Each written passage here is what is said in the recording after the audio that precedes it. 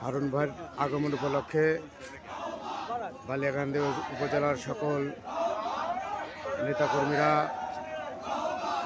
দলে দলে যোগদান করেছেন বালিয়াকান্দি উপজেলার এই প্রোগ্রামে।